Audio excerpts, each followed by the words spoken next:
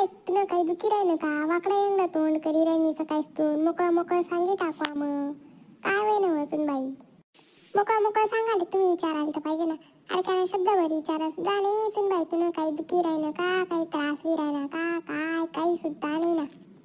आता विचारा नाही मग काय काय विचारवा तैन बी नाही विचारा तर तैन बी शेतून व्हालं एक बी न्याव नाही माहिती ना व्हाला.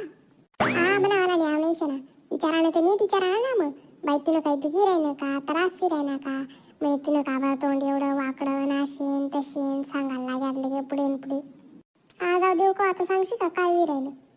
मी त्या काळजी दळणदळ्यानात ना दोन दोन पायरी ना त्या गठोडा होती सण मला जशी गाठ बीटच काही का काय नुसतं कंबर बी दुखी राहिलं आणि पोट बी दुखी राहिलं म्हणून मला.